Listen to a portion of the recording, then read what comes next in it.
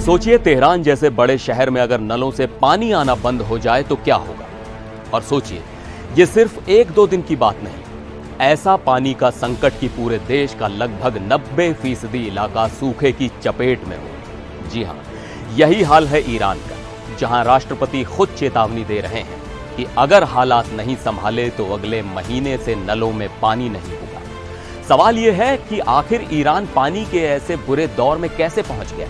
तो चलिए आपको बताते हैं इस जल संकट के पीछे की पूरी कहानी, जिसमें है सूखा, गलत प्लानिंग और पानी की बर्बादी का ऐसा कॉम्बिनेशन जो किसी भी देश के लिए खतरे की घंटी है। नमस्कार, मैं हूं सिद्धार्थ प्रकाश।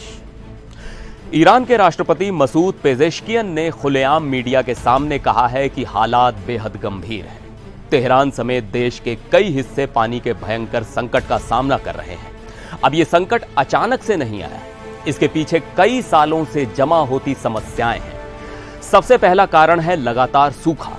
ईरान का करीब 90% इलाका पिछले कई सालों से ड्रॉट यानी सूखे की चपेट में है।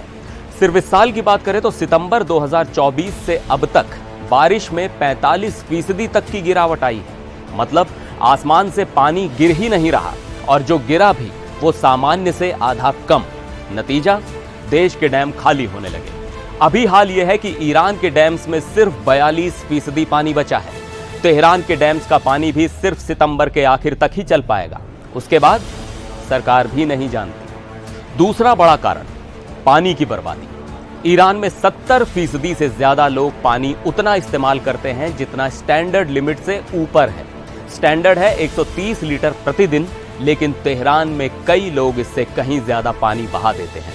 जब संकट सिर पर हो तब इस तरह की बर्बादी आग में घी डालने का काम करती है। तीसरा कारण, रिसोर्स मैनेजमेंट की नाकामी।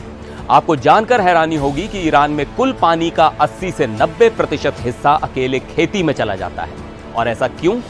क्योंकि ईरान में आज भी सिंचाई के पुराने और इनएफिशिएंट तरीके इस्तेमाल होते हैं, जिसमें बेहिसाब पानी बर्बाद होता है।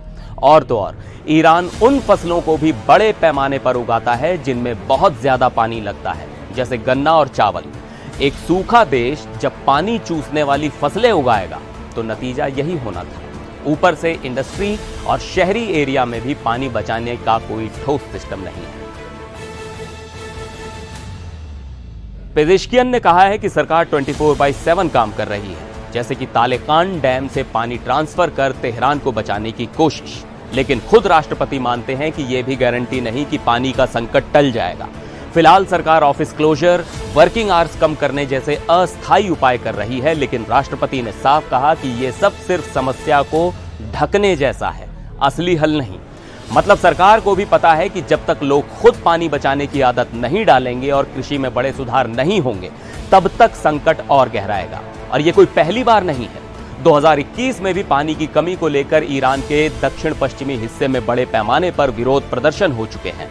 तो इस बार हालात और भी ज्यादा खराब हैं। तो सवाल अब यह है कि क्या ईरान इस बार अपने पानी के संकट को काबू कर पाएगा, या फिर सितंबर आते आते तेहरान जैसे बड़े शहर भी प्यासे रह जाएंगे। क्योंकि जिस देश का 90% इलाका सूखा झेल रहा हो, वहां पानी सिर्फ एक जरूरत नहीं, जिंदा रहने की आखिरी उम्मीद बन चुका है।